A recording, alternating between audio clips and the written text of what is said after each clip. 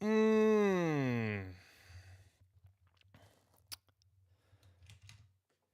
are live and just getting started here. So, gonna let people, roll in, and yeah, we're gonna just kind of hang out. Thanksgiving for those of y'all in the U.S. of A. And yeah, we're gonna hang out. So if you're here, drop a comment. Let me know you're here. And video quality is not so great because I'm just using my webcam today. We just finished moving to a new city, new house, all that stuff. Also, I have this really terrible looking backdrop here behind me because the walls are like this nasty blue and I have not had time to paint in here yet. So that will be this upcoming weekend. And actually, this room that I'm in right now, it is not going to be the final studio. What's up, Jim? This is the temporary studio. I've got another room in the house that is considerably bigger, and actually one of the reasons we got this house was this room was one of the big reasons, because it's like this will work for expanding the studio. It is probably a little under twice the size of my previous studio, but it's going to require some remodeling. And I'm actually going to be making a video on that, kind of like a home studio build, how we're going to do that. Because right now the flooring in there is like concrete and it's, just needs some work. Basically a blank canvas though. So it's pretty awesome to have that as a starting point where I can just build it completely from scratch. So if you're here, drop a comment and let me know that you're here so we can so I can know who's hanging out. It's middle of the afternoon, so not really sure. At least here in the U.S., I know I've got people in Europe, in India, all over who watch. So for those of you guys who are international, it's probably super late, or rather very early. I know I've got some Australian folks who have hopped in to say hey and how it's going, and early morning, or yeah, probably like early morning for those of you. It's like 17 hours difference. So really what I want to do in this video, in this live stream, is honestly whatever you guys want to do. Questions for me, producing questions, songwriting questions, arranging questions, sound design questions. What's my favorite coffee? Questions. And yes, this is a Tigger mug because Tigger is awesome. So I've got my pup over here hanging out. Hello, Marcelo. Bom dia. I know a little bit of Portuguese, like hardly any. What part of Brazil are you from? I've been to Sao Paulo. I've been to Curitiba. I spent about 30 days. I did a tour. In Brazil like 8 or 9 years ago. It's been a long time. Gee whiz. Brazil is arguably one of the most beautiful countries I've ever been to, and I've been able to travel quite a bit. Been able to travel a lot, which is awesome. But Brazil is absolutely gorgeous. By the way, if you want some good tangelos, Brazil is where you get them. I remember we were in the mountains and had an opportunity to have some of those. Oh my gosh, like pick them right off the tree. Rio. Yeah, because that's not very close to Sao Paulo. I would love to go to Rio, but I didn't have a choice. It wasn't my gig, so I was just there along for the ride. Which that was brutal. It was like 30 days. there were some days we did 2 shows in a day. I mean, it was like 30 no, it was 28 days with like 30 shows. I always get that screwed up. It's like 28 days, 30 shows. We had 1 day off the entire tour, and the 1 day we were gonna have off, our bus broke. Yeah, so we were just like waiting for 5, 6 hours for our bus to get fixed. We were supposed to spend the day on the beach, and that never happened. But yeah, any questions? Anything you guys want me to talk about? I kind of just want to be an open book. Marcelo says, indeed, Brazil is beautiful. Yes, it is. Where I live is not. I live in the most boring place you could possibly be, which is why I spend all my time in the studio. So, good old Nebraska. Hey, Cali Roo. How's it going? So, for those who don't know, maybe the next trip, Marcelo. Yeah, I made some good friends in Brazil that I don't talk to a lot, but still have those connections. And so, a couple of them were like, "Yeah, if you ever want to come back to Brazil, let us know." Steak buffets, literally incredible.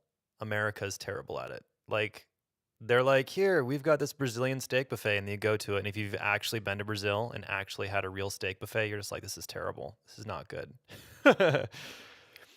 So, for those of you who don't know, about a week ago, I had done a poll asking you guys what video you wanted to see, and the winner, it was actually really close, but the winner of the contest was I was going to produce a track in GarageBand, and one of you, who's maybe more of a beginner, is going to produce the same track in Logic. And so, first of all, if you submitted for that, thank you. I got a lot of submissions. I had no idea what to expect. I've never done anything like this before, asking for submissions and asking for you guys to, throw your hat in and stuff like that. And I was blown away. I was hoping to have gone through all of it by today, and it's not gonna, like, there's too many. Like, I have a lot to go through. So thank you for that. And yeah, that's great. So if you are just joining in on the live stream, we're just gonna kind of hang out, do a Q&A. If you guys have any questions, songwriting, producing, arranging, music, I don't know, whatever you want. Yeah. Robin? Absolutely. Thank you. So, Callie Roo, yep, I saw your message, and yeah, I'm slow at getting back to people because, like I said, I got a lot of them. So and went in my Facebook group and then posted on YouTube.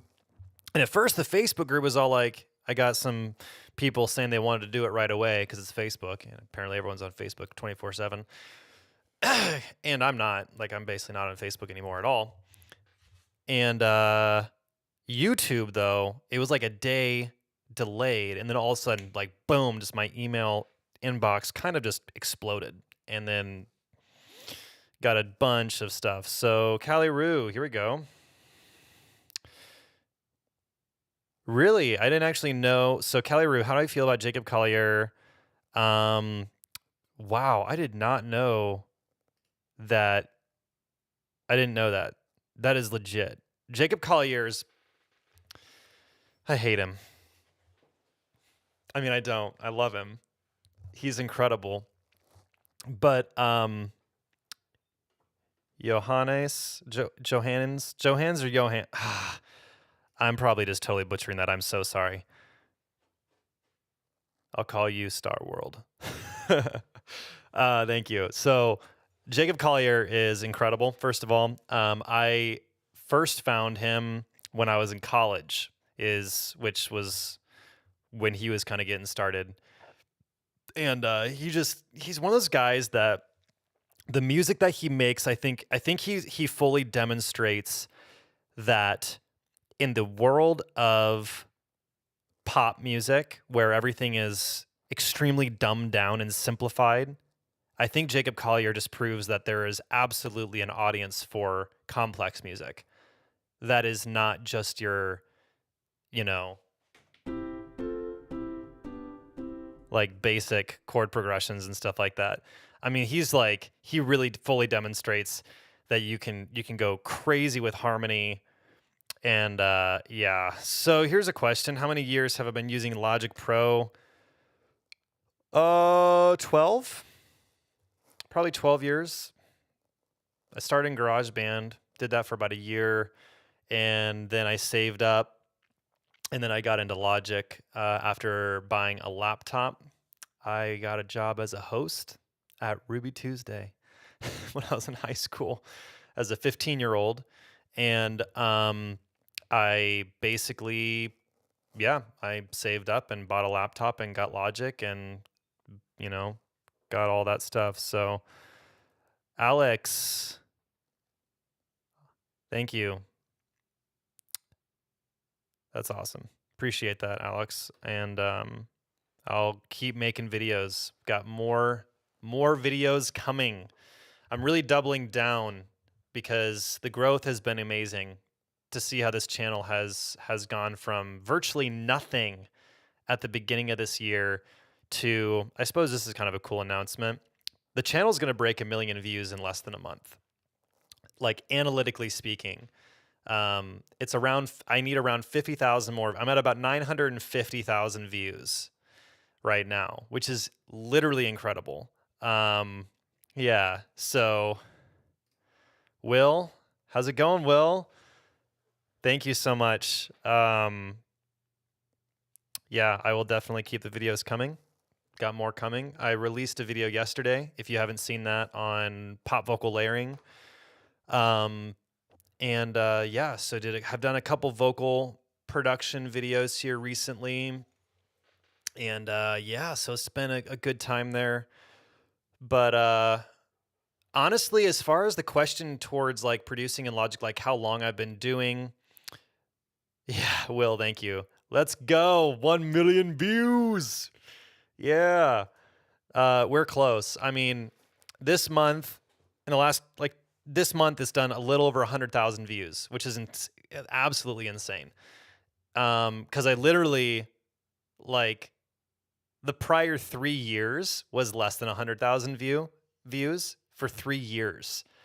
And then now it's like I'm doing in a month what it took me 3 years to get. And now it's just like it's crazy. It really is. So yeah, honestly, like this whole YouTube thing, like back in January, no, not January, it's like back in March of this year, I had 1,000 subscribers. And I had a conversation with my wife, and I said, you know, if I could get to 5,000 subscribers by the end of the year, I'll be so happy. Because like that's 4,000 more than I had at the time, right? Which is like multiplying by 5. So it's just like if I could multiply my subscriber count by 5, I'd be blown away. That'd be so crazy. And then here we are today at like almost 27,000 subscribers. So honestly, like all of you guys, that's it. The credit goes to you guys for just showing up and being so interested in liking the videos and subscribing to the channel and hanging out and like honestly, I'm just totally blown away. So thank you guys. It's been a crazy year in that way where I never would have imagined or guessed or presumed to be able to get to this point today. By the way, if you're just joining and you're wondering what's up with the terrible backdrop, yeah, I just moved into a new house and this is the new studio room and it's terrible, absolutely terrible. The paint in here is like blue with like this weird like sponge tan kind of thing. Like it's literally disgusting. Disgusting. I can't talk. And then of course my face looks like the shining sun right now because my webcam. Normally I would use my DSLR for this stuff, but with moving, I literally have no idea where my cable is to connect my DSLR to my camera, my laptop, my computer here. Here's a question. What studio monitors do I use? I use the PreSonus Aris E5s. They're fine. I'm gonna be upgrading probably next year. Gonna get some Yamahas probably. But You know, to be honest with you, when I'm actually producing, I do most of it with headphones because I have, 1.5-year-old. And so, you know, just ends up happening that way. But if I'm mixing, which I don't really like mixing as much. I really do prefer just the music making and the creation process. Like that's why my channel focuses more on producing music and not so much on mixing. Um, so yeah, that's that. And thank you, Will. Will says that I've earned it. Thank you. I really appreciate that. Yeah, that Logic video that really took off. I mean, there's a couple of them. I don't know which one you're referencing because I've done a few, and I've had my two most viewed videos right now are both Logic Pro videos, and one of them's at like 180,000 ish views, and the other one's at like 120. And that first one, the one that has 180,000, that was the video that got my channel on the map, pretty much. So at the time of that video, I think I had 1,500 subscribers, and it went from 1,500 to 10,000, like in a matter of month and a half. It's just absolutely insane.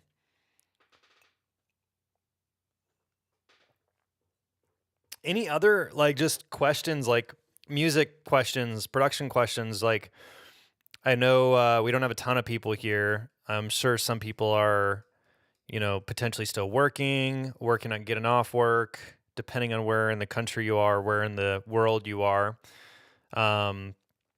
I just kind of want to make myself open to you guys to answer any questions and to kind of allow you to direct this conversation. Um, but yeah, I mean, obviously, don't don't be shy.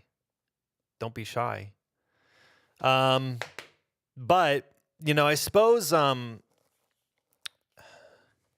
lot of what I've been doing videos on recently have been more like vocal production videos because vocal. Oh, here we go. Do I compose for any music libraries? No, I do not. I have had interactions with some, but no. I'm in. I don't know how much I can say. I'm in negotiation with a sub publisher that I would potentially be working with, but not totally sure. Here's a good one: mastering. No audio plugins, but mastering still something I'm learning to understand. My recommendation, Will, don't do your own mastering. Just don't. I don't. If you don't have the money to hire a mastering engineer, then what I would probably do is use Lander. I might get shot for saying that, but I've had good experiences with Lander. Here we go. Would I consider chatting with viewers on stream over a video call or a voice chat? I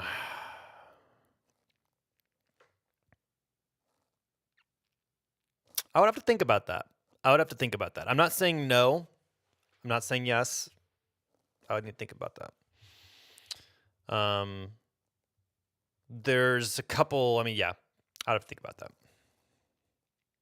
There's some logistical stuff as well as you obviously can't have everyone on. But I will say this, and I know this isn't answering your question, but I am going to be getting you guys more involved in videos. So, for example, I mentioned this earlier. One of the videos that I'll be doing in the next couple months is actually I have a song.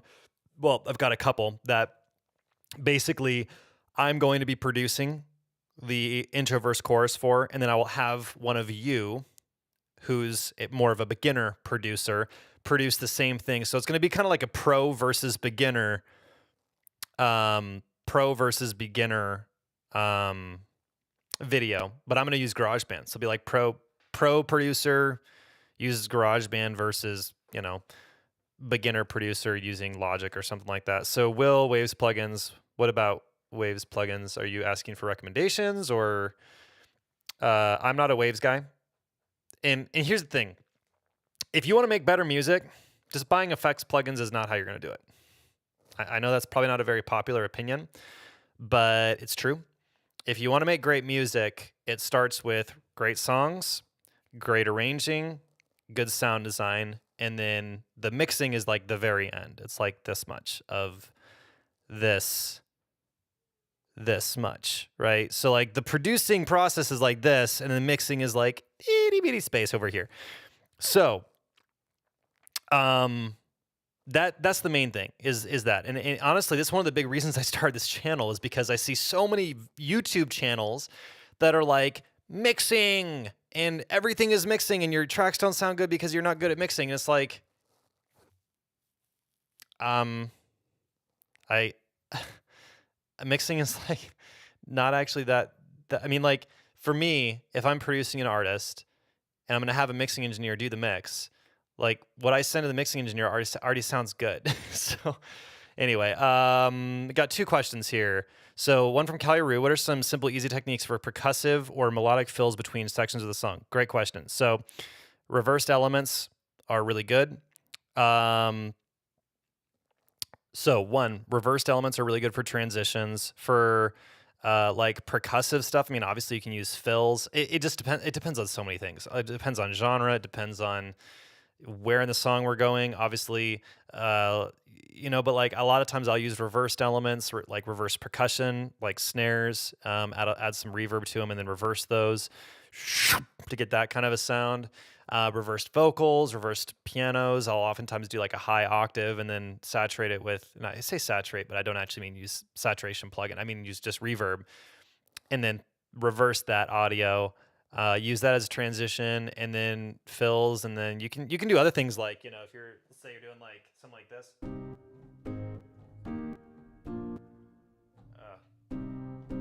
Yeah, there we go. And it's just like chords or whatever. You could also do like.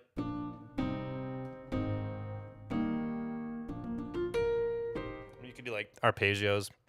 That's something. What about using samples? When I find some weird Chinese song on YouTube, can I get sued for?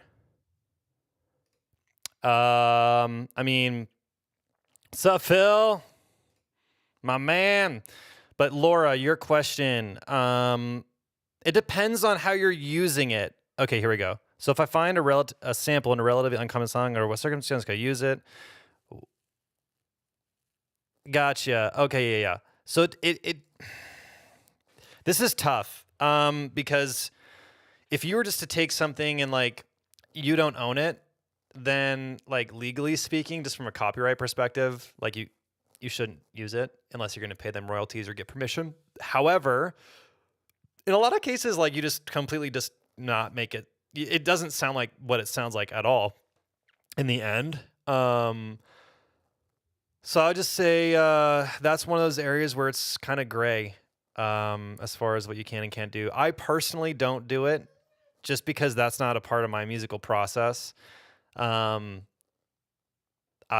just like creating things myself. But yeah. Hey Piper, come here. Come here. You want to say hi? Come here. Come here. Oh yeah. Oh. There's the puppy. There's the puppy. Which I say puppy. She's 2 years old. So this is Piper. Piper, you want to say? She's like, let me go. Put me down. She was just kind of whining at the door. She wants to go outside. She's like, I like hanging out in the studio with you until I don't, because then I hear mommy and the baby upstairs having a good old time, and then I want to go hang out with them. So, yeah. But this is Piper. She's the studio dog. She's my mascot. But Laura, I don't know. Did that answer your question? I know, Alex. Yeah. Hello, Piper. Can you say hi? Yeah. Yeah, Laura, I know that's, oh, Callie. I thought it was me, the 1.5-year-old. He's upstairs.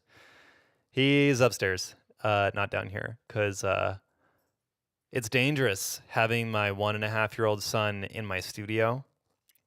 Because, everything is fair game. And yeah, we don't quite understand boundaries yet. So there's that. Laura, did I answer that question? I know that's not the best answer. It's gray area. So Okay, Nathan, is there a way to reduce sustain pedal sensitivity in Logic? My Yamaha keyboard keeps playing pedal at 1 to 10, even though the pedal totally released. The color my harmony to get dirty. Yeah, so you can do that. Let me show you. I'll share my screen here.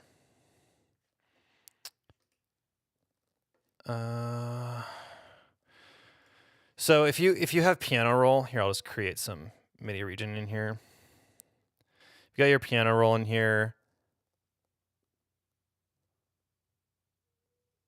Sorry, I was reading a comment from Laura. So like, let's say we've got this going on here.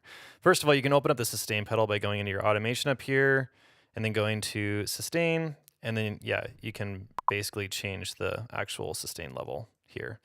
So it's pretty simple. So there's that. Laura, so if you don't use it for money, can you get sued? Probably not. I mean, like, they're probably not going to go, like, no one's going to go after you in most cases, unless you're using something really popular and really famous. But if it's like pretty obscure, I would say like you're probably fine. But again, one, I'm not a lawyer, and so I do have to be careful what I say. As weird as that sounds, it's just true. Here we go. Do I have the Soothe 2 plugin? I do not. So I have no idea. Sorry. What Black Friday deals do you think are worth for production? From Phil. Oh. Well, I know. Well, I guess it just totally depends on what you're wanting to get.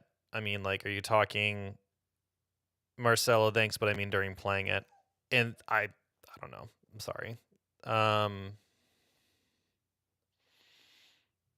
Yeah, that I used to have an issue with one of my other keyboards. It could be a keyboard specific thing.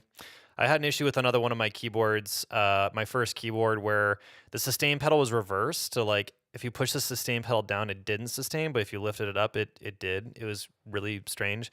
So that sounds to me like it probably is something other than it's not in Logic. It's not a Logic problem. Here we go. Pitch wheel goes crazy when you use a sustain pedal. How do I prevent that? Sometimes I have that is really weird. I don't know. I know that's not the answer you want. That seems like another issue with your keyboard specifically. Phil, I want to go back to your question because he was asking about Black Friday deals. What kinds of things are you looking at? Are you looking at like hardware, microphone, software, effects, samples? You know, I honestly I haven't looked at what things are up for Black Friday other than I know this mic here, the Lauten LS208, I think they took like $150 off of it. It's a great microphone. Highly recommend it.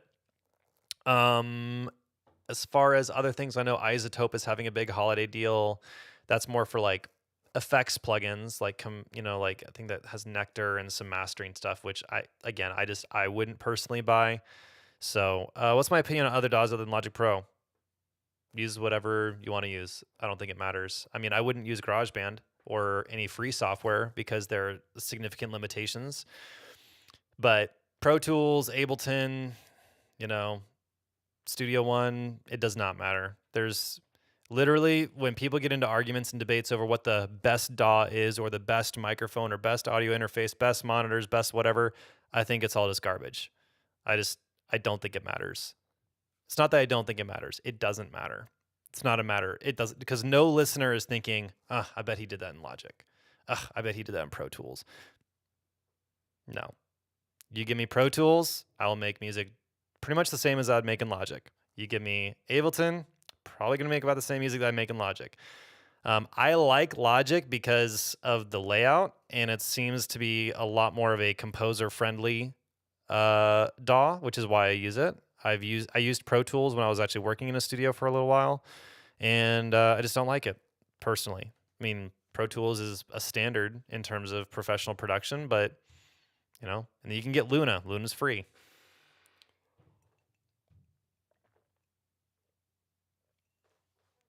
I don't want to just bore everyone. There haven't been quite as many questions as normal, so I don't know if that's because maybe people are still kind of working, getting off work. Any other questions, things that you guys wanna talk about, producing wise?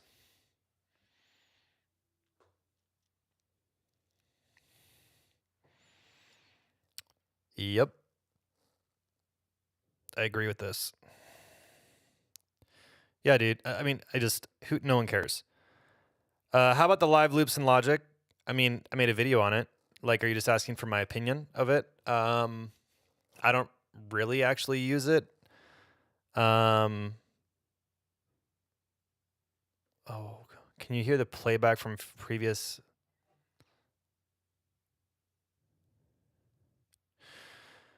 I can hear playback from previous takes on the take. Wait, is this a problem that you're having, or are you asking if you can do that? I'm a little confused.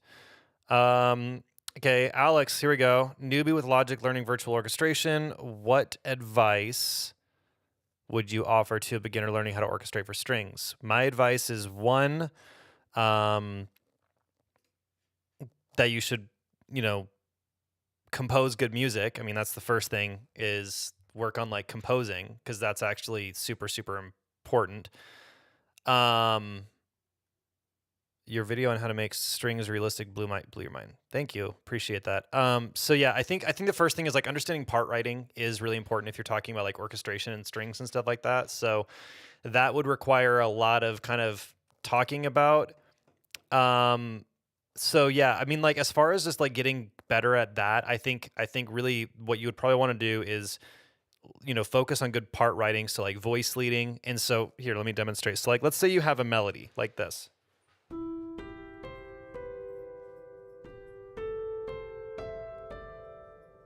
Something like that. It's a good little melody. Then you need to kind of figure out like, okay, what chords are going to go with that melody? And then not just that, but then like, how are you actually going to move from chord to chord or note to note within the individual voices? So, because if you're doing strings, for example, you shouldn't be doing like a full like pad type thing, like playing it out. It should be individual. Like you've got your violin 1, violin 2, viola, cello, bass, and then write individual parts for all of them, and then make those parts interesting. And so I really think that's kind of the best way of doing it, because it's going to sound a lot more realistic and authentic. So,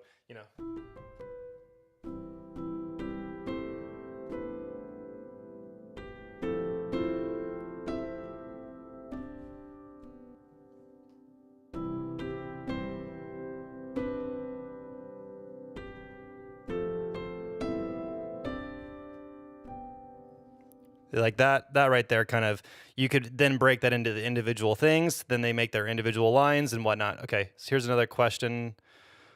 Okay, so while creating an orchestral piece, would you recommend starting in a specific way? I know there aren't any rules, so to speak, but in my opinion, I mean, like what I just did there is start with the melody and then built it out. But usually what I do is I start on the piano, like, and then work my way, because the piano is like an orchestra in and of itself, in terms of like you have the whole spectrum of of voices. And so a lot of times I'll start in piano. Now I'm a pianist, so I'm extremely comfortable with that. Like I can just improvise, like I just improvised that whole thing right there. But what I would say is on like getting something from an idea into like starting to orchestrate it and like put it all together. If you can't play the piano, then use the piano roll and then like start visually putting things together, and then split those up into the individual tracks. And then as far as like the orchestration too, like if you are wanting to add any brass or woodwinds, I guess it kind of depends on what direction you want to go with it. I don't think there are any rules. Like for the longest time when I was younger, I did all my composing in Finale, which is a notation software. So like when I was in high school, I would like either write with pencil and paper, like on staff paper, the old school way, or I would use Finale, or I would kind of maybe start with just like a piano part and then like transition that into creating something a little more like colorful, and starting to decide, okay, like strings will do this and my horns will do this and whatever. And I think if you're going to do orchestration in Logic and doing virtual orchestration, learn about the individual instruments and write accordingly. The main problem I hear with virtual orchestration is people that just don't understand, like, yeah, a French horn player would never do that. Like, that's totally unrealistic. If you want something to sound realistic, do things that are realistic. So, like, for example, French horns are going to sound really good doing these awesome, like, powerful leaps like this.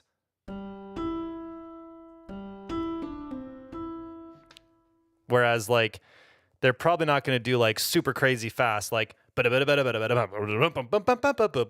it's just not, they're not a very versatile instrument. Okay, so here's another one. Will, when you're working in the timeline, what are your top tips for getting around zooming in and out, shortcuts from one place to another? Yeah, that's a good question. I use Option.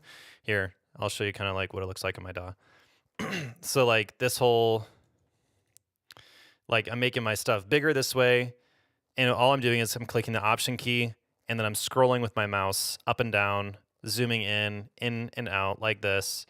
And so like that, you can also just use Command and arrow keys and just click, click, click, click, click. That's a little less fluid. So like you can notice this is like super fluid and whatnot. And that kind of helps like get around and navigate. As far as that, and then you can place markers and you can like jump to markers and things like that. Hey, did I try the N1 Mac? How are plugins doing with that? I have not tried it. No, I don't have that. I'm just running off of a 27-inch. I think I'm running off a 27-inch iMac. Like I've had this one I've had for a little while, or 21-inch. Whoa, I didn't realize I'm still sharing my screen. Stop sharing my screen. Yeah, so Alta, my producer. That was your question? No. What's my favorite harpsichord? Dude, I don't know when the last time I used a harpsichord was. Just gotta be honest. I don't know. If I want to go for like a string keyboard sound, honestly, I go with like hammered dulcimer, which Spitfire has one. It's really good. It's in their Spitfire Labs. It's totally free.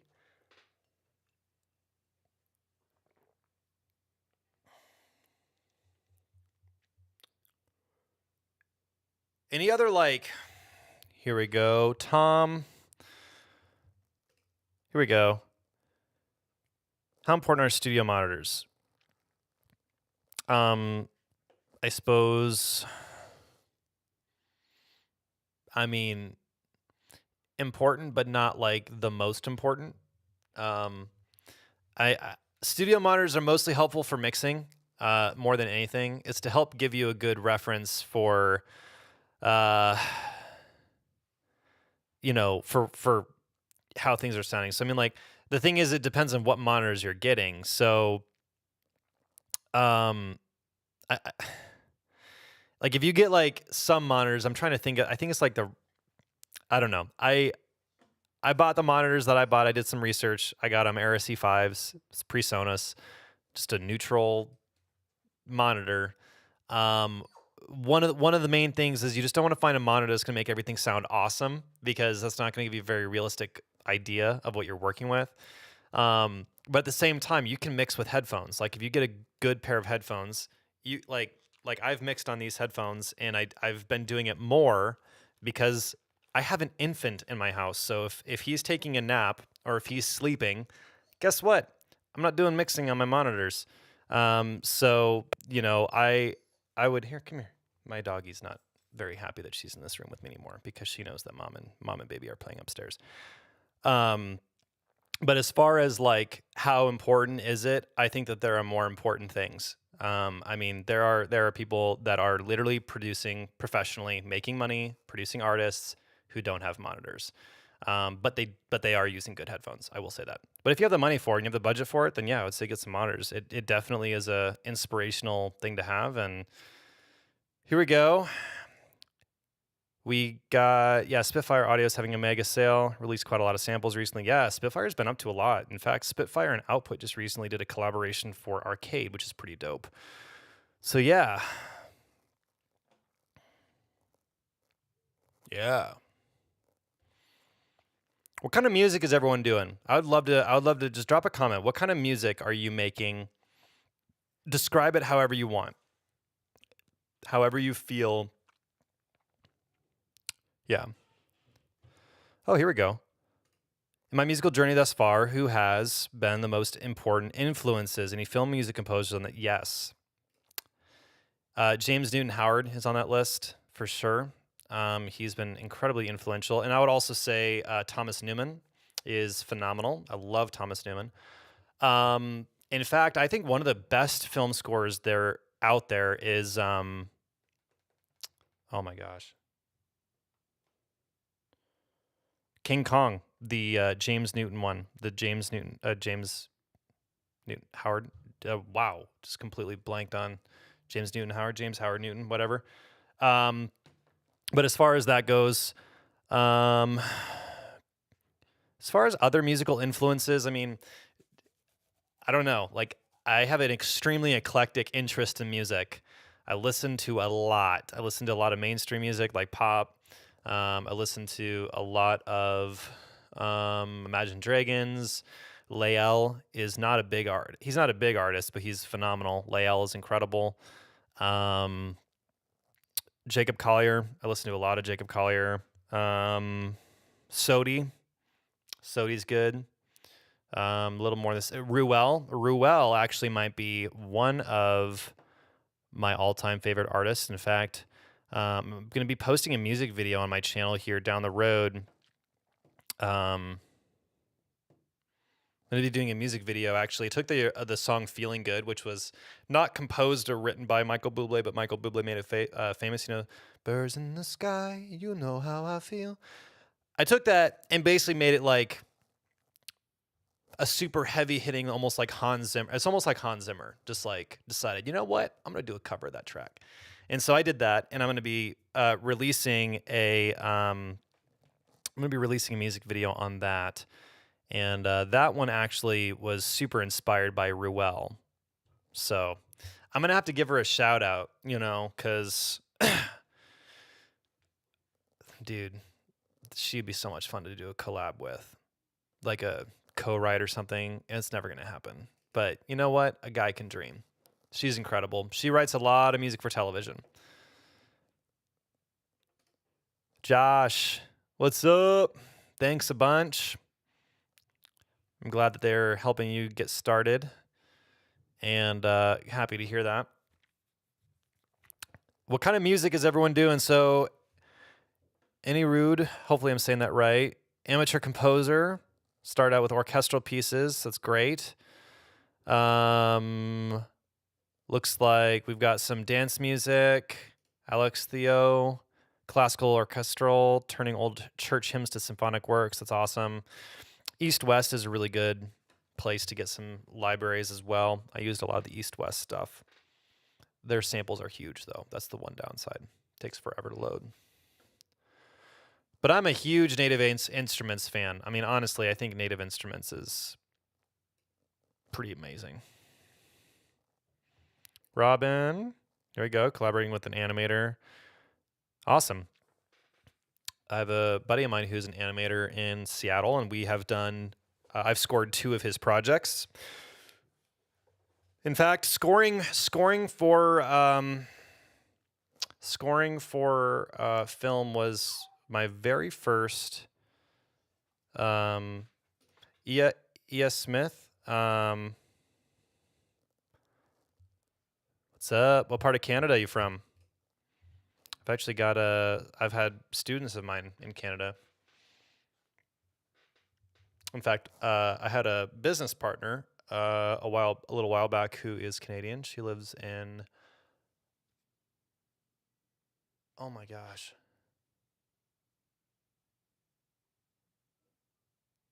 I'm literally blanking. Holy crap. It's not only a guy could, but a guy should dream. Yeah. A guy's got a dream. I was literally thinking about it last night. I was like, you know what? I'm going to be like, yo, Ruel, if you're watching this video, we should write music together. Ontario, that's awesome. That's great. All right. We've been going in like 45 minutes. I'll do an hour. We'll hang out for an hour. Why not? Why the heck not? Unless more people show up and more people have questions. So it's Thanksgiving in the U.S. this week. Start tomorrow is Thanksgiving, so American holiday. And I figured I'd just do a live stream because the next 2 days I'm going to be hanging out with family and not online at all. And figured it'd be cool to hang out with you guys. I have not done a live stream in a while. I had gotten into a pretty good rhythm of doing some live streams, and then we moved to a new city, and that changed a lot of stuff for us. So it's been a crazy 2 months, 3 months of getting moved and whatever. Yeah. Robin, do I play live gigs? Nope. I used to. I don't anymore. I just produce and make music at home because that's what I love doing, and I'm not a huge fan of getting on stage and doing performances. Actually, I mean, it's a lot of fun, but you know, there's a lot of moving parts, and I'm not exactly the type who likes being the front and center, like for shows and stuff like that. I like being in my room with like the lights turned down, making music. And I love making videos, and so and I love teaching, and so honestly, it was a matter of alignment for me, figuring out what do I really want to do and who is it that I want to be. And I will say this: I've made money in the music industry doing virtually everything. Like I've done everything from the orchestral stuff in the classical world to pop and producing pop music and producing pop records and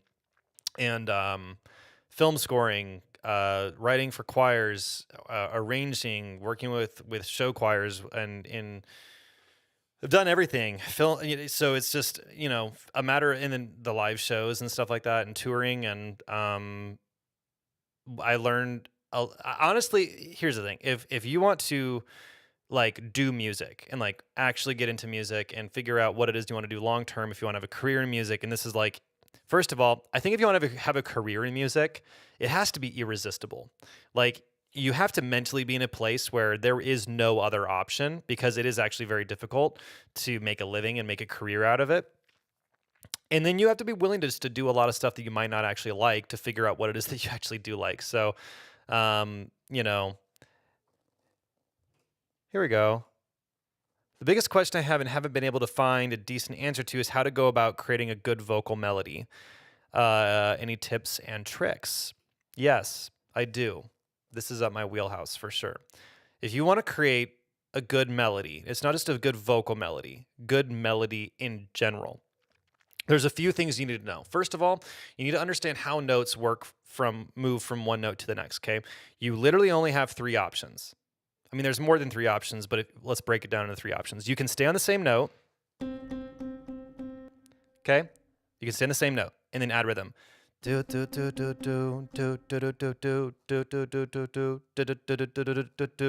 You can just do rhythms on that same note.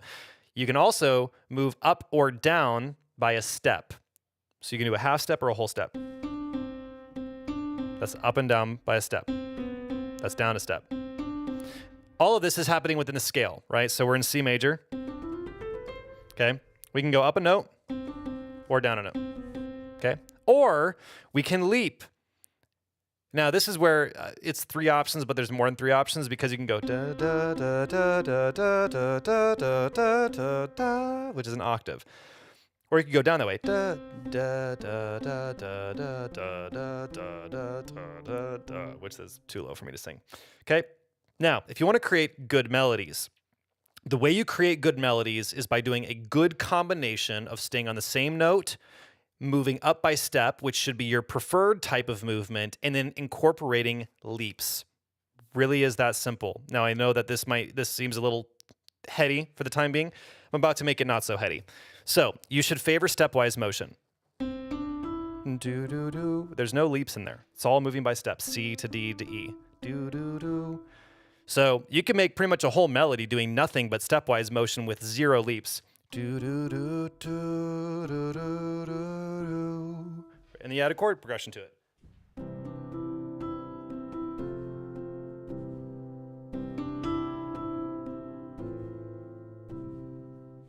Boom. We now have a melody. That melody is very catchy too. Do, do, do, do, do, do, do. Now, what you can do is start incorporating some here. A little bit selfish, but here's an example for a good melody. It fits in your tips and being not too complicated. Merry Christmas. I'm not sure I understand that.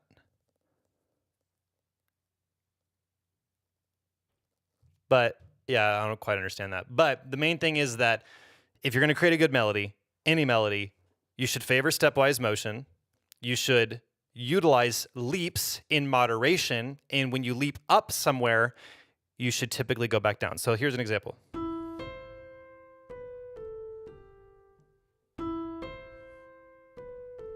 When you go up somewhere, you need to come back down.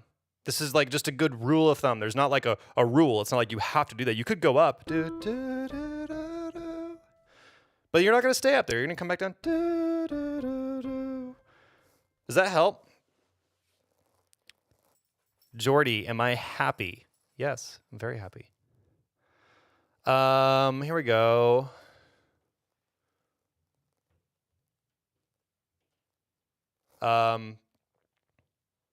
So I had a question about composing for TV shows and movies. Everything I've done has been independent. Like I have a personal relationship, so I can't really give too much help in terms of like LA and Seattle and all that stuff. A lot of it's just been personal relationship. Here we go, another one.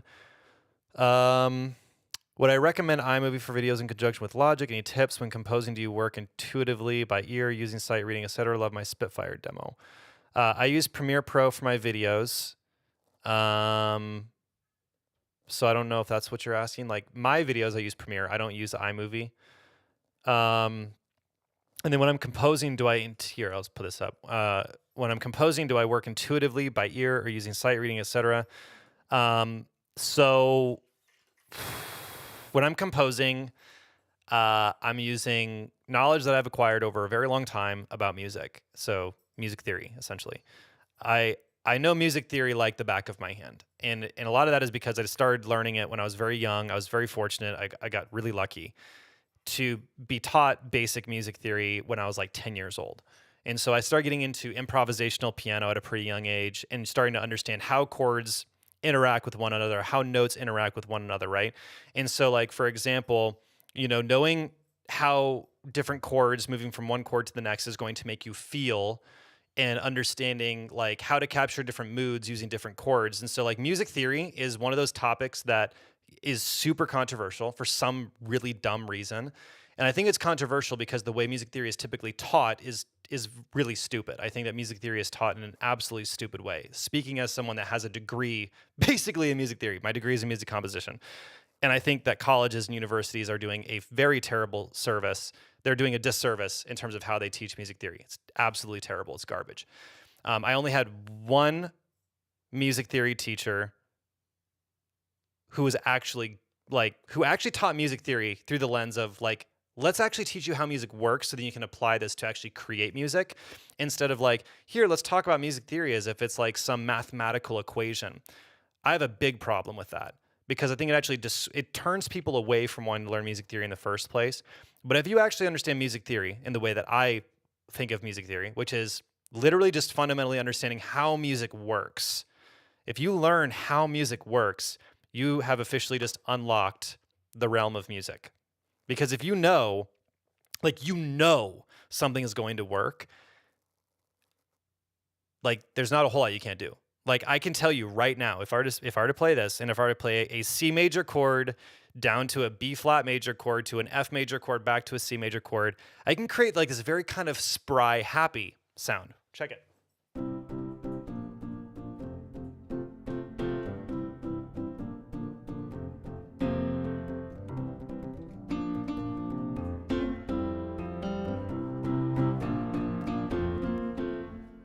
I knew that was going to sound that way because I've studied it, and I've I don't want to say like I'm this huge expert, but I have become a master of like understanding how music works. I'm not saying there's nothing I don't know. There's lots I don't know. But to Tom's question, and I'm not doing this to pat myself on the back. Like that's not the point here. But the question is essentially, how do I write music and how do I do this? And I think that a lot of it is it's years and years and years of learning how music works. And then there is an intuitive element of it that happens, or at least for me, it happened where it became a little more intuitive and just start coming out, I suppose you could say, like the natural creativity.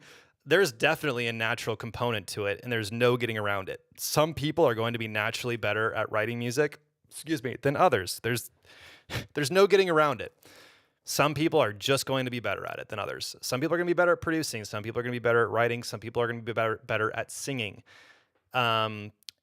However, you can put in the work, and you can there are things you can do, is what I'm trying to say. So like if you're wanting to become a better writer, for example, you want to be better at composing music, and right now you feel like, wow, I really struggle with composing music and I feel like my ideas aren't that great.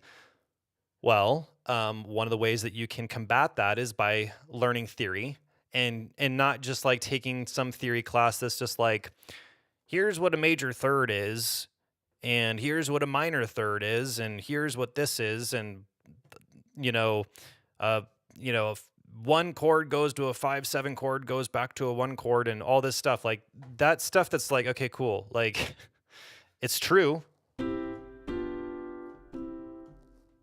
5 chord goes back to one, and it makes sense to do that. But like, I think that you need to look at it from more of the applicational approach in terms of how does actually music work, so then I can take it and use it and apply it.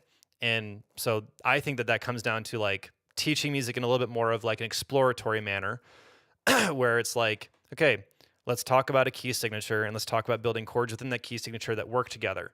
And so like we're going to look at C major, and we're going to start using chords within C major that work together, and let's find out how do these chords actually feel, and how do they move together, and how do they work together, and how can we manipulate things to sound better or to sound different or this and that. Anyway, I'm getting off on a massive tangent.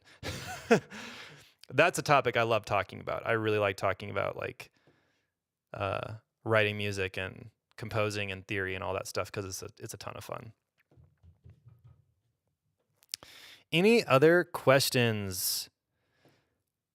And Alex, thanks for being a proponent for music theory. Yeah, I'll just say this: I would not be where I am today had I not learned music theory. Like, and I don't care if you disagree with me. You could be like, "Oh, Nathan, you're creative. Like, you would have gotten here eventually." Nope, I would have quit. Guaranteed, I would have quit.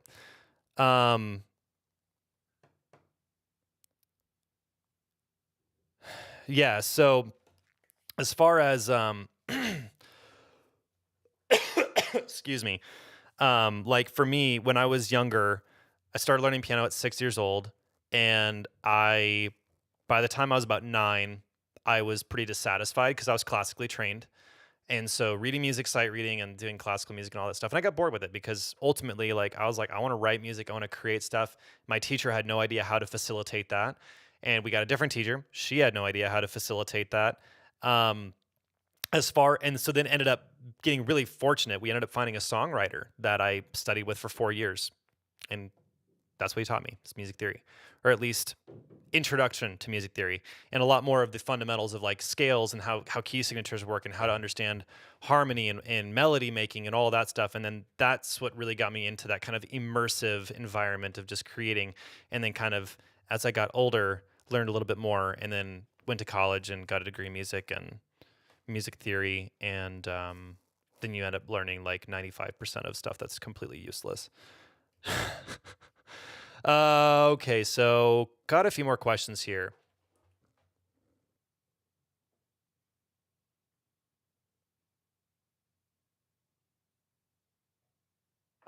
Okay, so we got this question. How do you make your bass lines thump when you're recording? How do you make your bass lines sound CD quality? Depends on if you're using like a bass guitar or a synth. I mean, if you're using like a synth, then it has to do with like, making sure that the sound that you find in the first place is really great. And then it's not just the bass, it's also the kick that's going to matter. But as far as that, that's like sound design and plus a combination of like mixing. But as far as that, it's like, I think that it's really important that you use good sounds to start with. And that's not like, it shouldn't be like here's a bass and let's just mix it to sound cool. It's like find sounds that already sound great and then use those, and then the mixing should be there to polish it. So theory is a tool that makes it easier to express emotion. At last, all is serving to express emotions. Yeah, that's good. Any advice for someone who uses a mouse and PC keyboard to make music? Can't buy gear right now. Yeah, use piano roll. Like draw in your stuff. That's what I would do. What's a good app or website, paid or free, that's good for learning music theory? I have a basic idea of it, but want to learn more. That's a great question. I don't know because I'm not really in the market to learn music theory. And I'm not going to have anything ready now. But next year, I plan on creating a course on essentially like I'm not going to call it music theory, but basically a course on understanding music and how music works. So can I get into a bit more detail about how music theory should be taught? Like what approach worked out for me? That's a great question, Laura. So here's how I learned. How I learned was, Nathan, here's how you play a C major chord on piano, C, E, G. Okay. Now, this chord can be altered by simply taking the bottom note and making it now the top note. So you've got C, E, G. Let's take that C and put it on top. This is what we call an inversion. It's the exact same chord, but notice how it actually feels different. Versus, it's the exact same chord. It's just voiced differently. Now we can do this one more time. So let's take that E, which is now the bottom note. Let's put that on top. Guess what? That's still a C major chord. It's just a different voicing. See, now we can understand that every chord has three different ways. That if it has three notes, it can be voiced in three separate ways by just changing what the bottom note is and what the top note is. Okay? And then you've got that C major chord, right? Okay, now let's talk about what an F major chord is. These chords have a relationship together. Now, F major is F, A, and C. And the exact same rules apply to F as C, which is you can take that bottom note and put it on top. And you can do it again. So now let's think about what notes each of these chords have and what do they have in common. So if you take a C chord and you want to go to, say, an F chord, guess what? F and a C major chord, they both have the note C. Let's just keep that the same. We don't have to move it. And I wish you could see my keyboard. It'd be much easier. So then all we're going to do is just move the notes that they don't share, which is just the E and the G. And those just each move up a step. That's an F. And this is Alex. Every chord inversion Nathan's face does funny things. I know. That's funny. Now, this right here is good voice leading, because if we want to go from a C chord to an F chord, we don't want to do this. Because that's like jumping up, right? Instead, we do this. Or we could go down.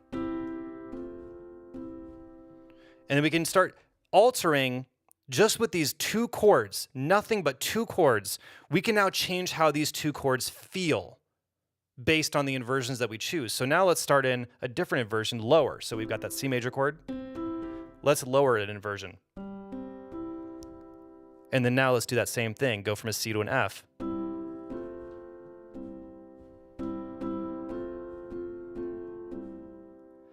You can make music with that all day, and you can teach someone how to make music with that. I'll prove it to you. You can make an entire song with those two chords using a melody with nothing but those two chords. Check it.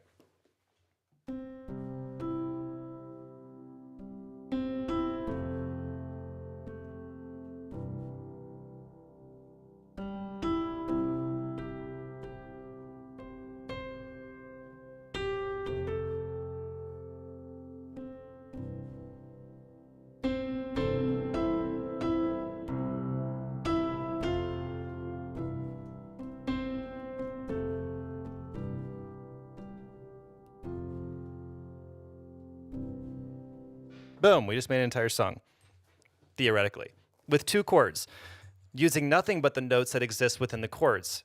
Notice that, like, I didn't use any all right, let's use a major third chord there with or a major third interval with this, and we're talking about major sixth. And if you want to get an inversion, then what you do is you do this and you change that to be between the bottom note and the top note. That needs to be a major sixth. I mean, or like instead of teaching things through the perspective of you want to make a major chord, what you want to do is you start with a note and then you go a major third up and then you go a minor third up to create that chord. Who cares what a major third is versus a minor third? I just want to know how to play music, right? I think that's the main problem people have with music theory is to a certain degree, it doesn't matter. It doesn't matter what a minor sixth is versus a major sixth. The only thing that matters is how does it sound and how does it actually make you feel? And so I think where the problem is we're teaching people, and when I say we, I mean like the university and educational environments where music theory is taught in a way that I think is quite horrible. Music theory is taught in this very scientific, sterile way where it's like not fun at all. Because I don't want to do math. Like when I went to the university and when I was studying music theory, I enjoyed it because I already had that deep passion and love for composing music. And so I like already understood it. You know what I mean? Fundamentally, I understood exactly what was going on because I'd already been doing it for like 8 years at that point. And so once you start getting the science of it, of why this works, starting like harmonic series and getting into some of the complex aspects of music theory, now it's like, this is cool because I understand how to make cool music with this thing. And now it's cool to kind of learn like the how it all works. But what I discovered was everyone else that this is their introduction to music theory. They've never done music theory before. This is what they're doing. Like, this is boring. This isn't fun. I thought I came here to study music and learn how to make better music. And then we're not actually learning how to make better music. We're being basically taught a science class. We're being taught a math class and being taught that music is like an equation. Instead of being taught that actually music, it provides emotion in these chords and how they have a relationship with each other and how different notes have a relationship with each other. That's interesting. In that, like, let's talk about that. Let's teach that. And so I really wish, that's a major, major rant. I've literally contemplated making a video talking about music theory and music degrees and stuff like that because I have a degree and 95% of what I learned in college is completely 100% useless, pointless, utterly, utterly pointless. Anyway, Tom, thanks. What piano am I using? Are you wanting to know the sounds that I'm using or what actual physical MIDI controller? Because this is a MIDI controller. The sounds that I'm playing here, that's not coming from this keyboard. That's coming from my computer. I'll answer both, though. This is the Native Instruments Control S88. It is an incredible, incredible keyboard. If you guys ever want to know like what equipment I use, in all of my videos, I have a studio gear list in my descriptions. As far as the sound, I'm using Unicorda from Native Instruments. That is the sounds I'm using. So yeah. I just realized I was ranting about music theory for probably close to 10 minutes. I think I'm going to make a video down the road. I really want to make sure that I think through how I want that video to be. So it's not only educational, but it's also informative and interesting and not just me bashing colleges and universities and stuff like that. Laura, yeah. I've been wanting to build a course on music theory for a long time, but a lot of the courses that I'm working in right now in the programs, like I have a vocal production course that I have, and then I have I have my producer accelerator program, which is more of the, I guess you could say, all comprehensive course. And so I have those, and then the producer accelerator, I actually work with producers one-on-one on that stuff. So by the way, I don't want to just plug, I haven't said anything about it in the stream until now. My vocal course is on sale, 50% off. I will, yeah, it's usually in the descriptions of all my videos. I'll grab it here so you guys can So yeah, here, Alex, I've taught piano performance music theory for 23 years, and your take on music theory is downright refreshing. Thank you. Yeah, yeah, Alex, I music theory, like again, I'm super nerdy. Like I can talk music theory for literally days. like, um, yeah. I don't know. I don't know. I music theory is super fascinating, and I give a lot of I have a lot of appreciation for music theory because at the end of the day, like learning music theory is honestly like it's kind of like what made it possible for me to create music in the first place. And so I don't know. I like theory. I just don't like how it's taught. I just put in the comments the vocal course in case anyone wants to take a look at that. Marcelo, this theme about how you think when you make your progressions is very interesting. Yeah, thanks. Yeah. So yeah, I don't know. I think music is tactile. Like it's if you want to get good at making music, I think that you need to kind of learn a combination of how to fuse the emotion of it with like the knowledge. And so for me, I had the emotion over here, right? But I was lacking the knowledge. And so what ended up happening was I became very frustrated and upset because I was taking piano lessons and I wanted to be able to create my own music. Like I had all this emotion, like expression of like, I know I need to create, like I want to create something, but I did not know how to create. And so it was like this very frustrating period of time as a child. Like I was a kid. Like I was like 9 years old. And I already knew that like I had this extremely deep rooted desire to create something, and I did not know how to create it. And it was very frustrating because I saw other people doing it. And it made no sense to me. How are you writing music? Like how do you do that? Like how can you just sit down and play something and make music? Like now as like I've been doing this for like 20 years as far as like music. I'm not talking about producing, but like music I've been doing for like over 20 years. And so it's like now I think a lot of people look at what I do now and I hear this all the time like you're so talented, you have so much natural talent, blah blah blah blah blah. And I don't disagree, but that talent has taken literally 20 years to foster, to grow, to improve, to learn. And so, yeah. Salamander man. He says, when I was a kid, I thought horseradish was made from real horses. That's funny. That's funny. My story is not a story of someone who just has a ton of natural talent and then just makes awesome stuff. That's not my story at all. My story is like literally I worked my butt off and I practiced more than anyone I knew. It was not uncommon for me to spend 3 to 5 hours a day doing music when I was a kid. And I'm not saying that to, again, I'm not saying that to just be like, look at me, I'm awesome. It was like, I couldn't not do it. Like for me, it was that like, I couldn't not do it because I felt like if I wasn't doing music, it was just like wasting my time. Like other people were hanging out with their friends and playing video games and stuff like that. And I was like, I just want to make music. I literally kind of manipulated my best friend a little bit into me being able to use his laptop when I didn't have one so I could make music. Like, which I'm not proud of.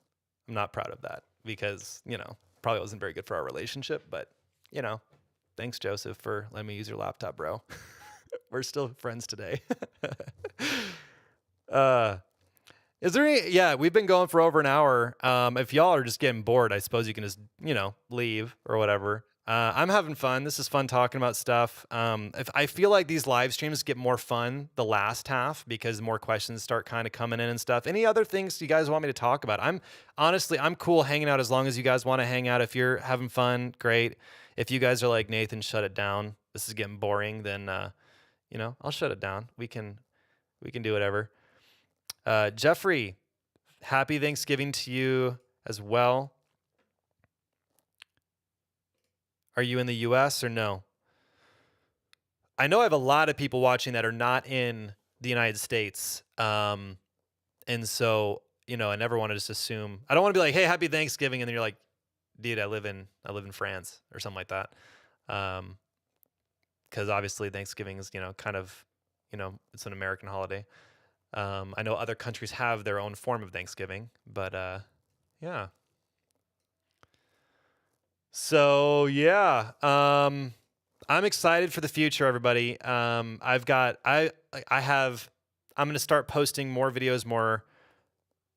Ah, you're in Paris. So there we go. We got another person in Paris.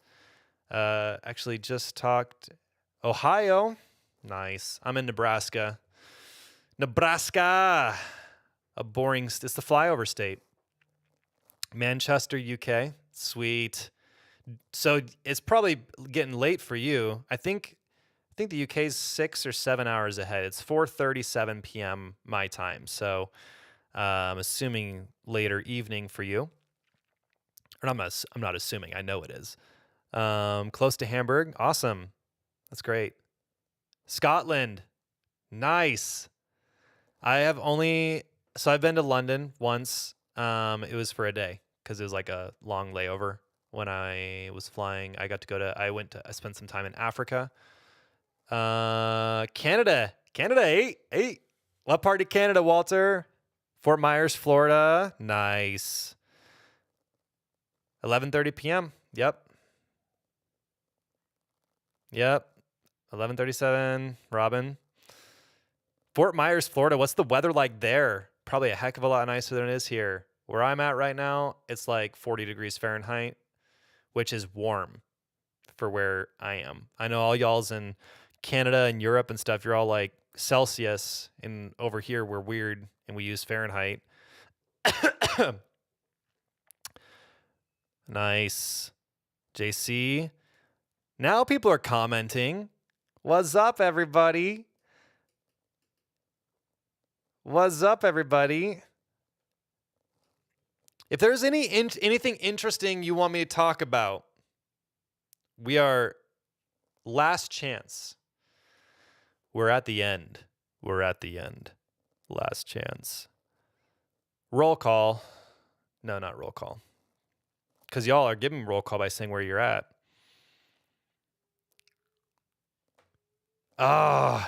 70 degrees? Come on. My goodness. Nice and cool. I like it. Said it's cool. 70 degrees. I'm like, dude, here's the thing. If it was 70 degrees today in Nebraska, I'd be wearing a tank top and flip-flops right now. No joke. That's how crazy we are here. If it was 60 degrees here, I'd be wearing a tank top. Okay, quick question. Here we go. About good piano sounds in the market, but do you have a preference? Yes, I do. So piano's my instrument. So naturally, I'm going to have some recommendations. Native Instruments is fantastic. They have the Giant, Unicorda, and Gentleman. That is, those are my three favorites. Are Unicorda, the Gentleman, the Giant, in no particular order. Alicia's Keys is pretty good. It's not bad. I think it's Alicia's Keys. Alicia's Keys? Anyway, it's Alicia Keys piano. I forget. Is it called Alicia's Keys? Now I'm like completely drawing a blank. Anyways, whatever. It's her piano. Let me scroll through here what I've got.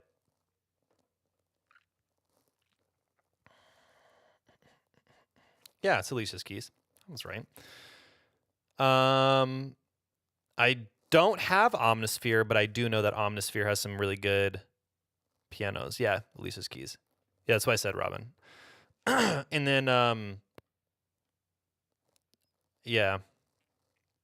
Yep. I mean, I have the Grandeur, I have the Maverick, but I don't use those. Noir. I don't have Noir. I want to have Noir. Nils Fromm. Nils Fromm is awesome.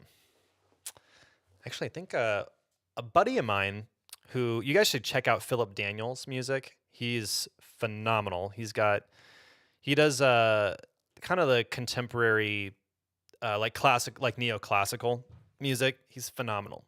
Philip Daniel. Try the Spitfire Fireside piano.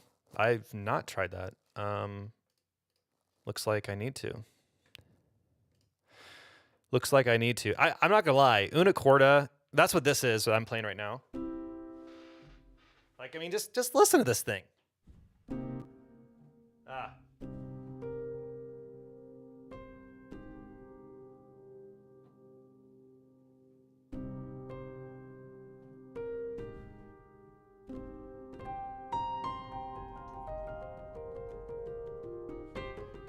Ah, I love it. Piano Tech. I've heard Piano Tech's good. I don't have it. Simple Sam's Signature Grand. Don't have that one either. So here's the thing. This is where I'm at when it comes to sample libraries. I already have literally so many that I don't need anymore because at some point you have like too much. Not too much, but at some point, how much stuff do you need? That's the same thing. That's like the same thing with like equipment in general and plugins. Like everyone wants to know, like, what plugin should I buy? And my question is, do you know how to use the plugins in your DAW? That might be kind of harsh. But if you don't know how to use the plugins in your DAW, you should not be going out and buying plugins. Because guess what? Pretty much all the third-party plugins you're going to buy, your DAW probably has a version of it. Yeah.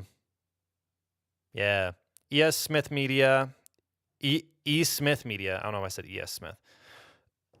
Asking recommendations on properly advertising your music. So social media, like literally. YouTube is not the greatest for it.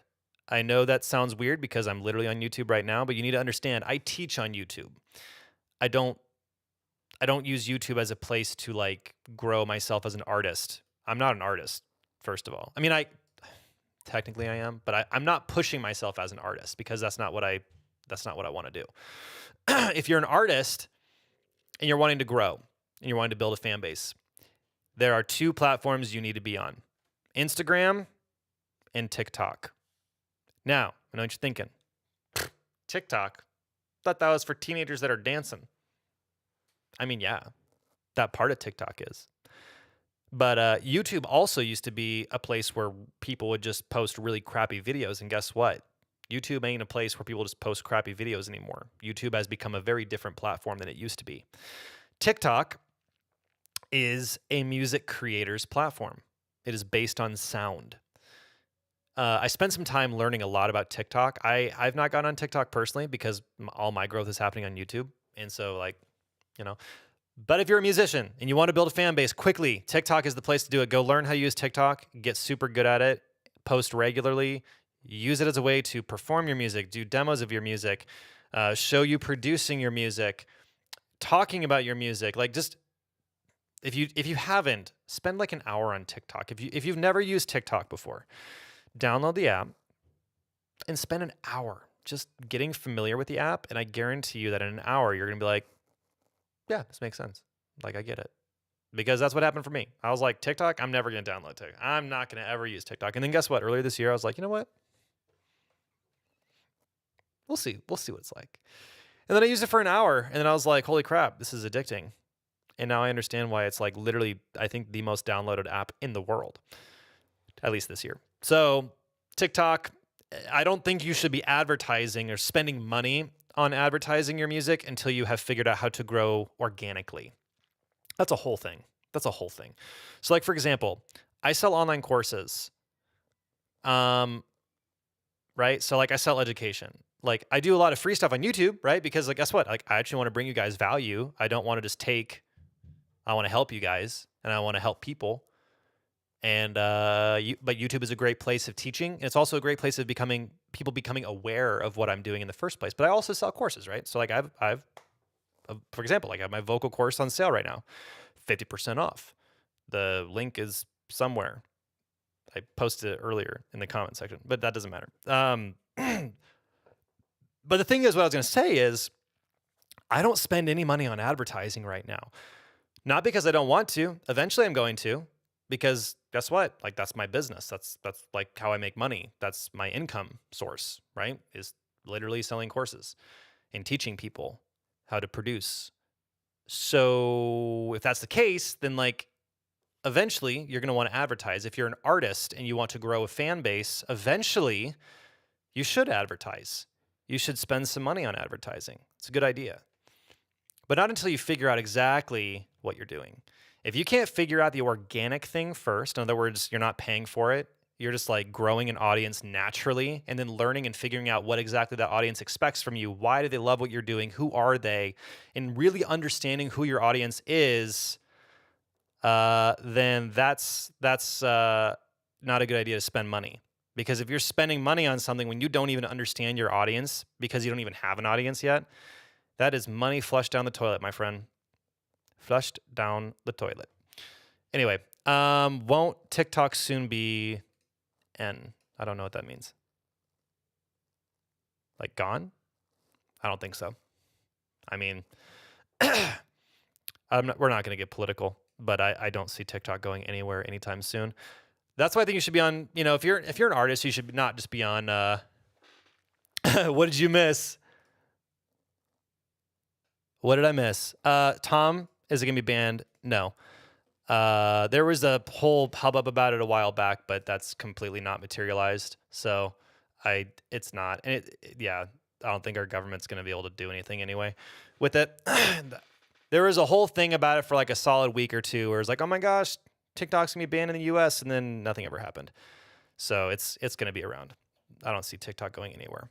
In fact, TikTok is growing. It's not going anywhere. Twix, what did you miss? Oh my goodness. Do you want me to give you the recap of an hour and 25 minutes? That's funny. That's funny. How's it going though, Twix? Twix? Is that, hopefully I'm saying that right. Twix. Yeah. Happy Thanksgiving to all of my peeps here in the US. Hopefully you guys enjoy some time off from work. If you're hopefully you're getting time off for work. I will be taking a break from social media, which YouTube is my social media. I don't use Facebook or Instagram. So, but yeah, I'll be spending time with my family, my wife, my son, my parents, my sister, my brother. We're all going to hang out, eat some turkey and mashed potatoes and corn and gravy and pumpkin pie. It's going to be delish. Okay, we've been doing this for a long time, like literally almost an hour and a half. So literally last chance. If we don't have another question within a minute, we're shutting this thing down. So yeah, let's wrap this up if there are any burning questions you guys have. Otherwise, yeah. Happy Turkey Day. Dark or white meat? That's the question. Dark meat. Definitely dark. Okay, here we go. How do you decide what your BPM is going to be for a new song? I don't think about it until, let me back up. It's not that I don't think about it. I mean, not really. I start figuring out what I want to do before I ever think about BPM. So, I'm not going in and setting my BPM. Oh, there's the question. I was wondering how long it would take for someone to notice that I wear a hat in every single video. All right, here's the reveal. Nope. Not going to happen. No, I'm kidding. I'll do it. I've been wearing a hat all day, so, boom. Nothing too crazy. I mean, I can put some I can put some hair stuff in there and make it look kind of nice, but I don't know. I like my hats. I don't know. It's just become my thing. I started making videos wearing a hat, and then I'm just like, you know what? That's part of my look at this point. So back to the BPM question, because I totally got sidetracked. Because I don't want you to here, I'll put this up. ZJ. What I do is I come up with an idea first without ever thinking about I don't ever think about BPM. So just to give me here, I'll just show you. This is literally what it would be like. I'll be like, okay, I'm gonna write a song, right? So I'm gonna write a song, and I'll do this. I'll sit down and just figure out like, okay, what key signature am I gonna be in? Like, what am I in the mood for? Am I going to do like a happy song, sad song? I'm in like this moody vibe. I don't know why. Like everything I'm doing is super moody lately. So like let's pick a minor key. A minor is good for my voice, so I'll just pick A minor. And we'll start. Come on. There we go.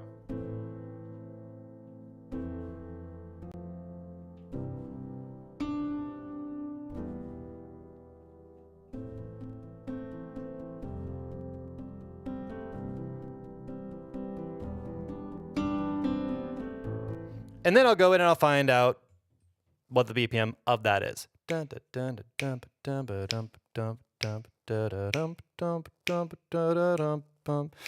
I can use my phone sometimes. I'll tap out the BPM. Otherwise, I'll just literally turn the metronome on, and then I'll just like turn it down until I get to the metronome, because obviously that's not 120. My best guess is that's going to be between somewhere in 60 and 70 BPM.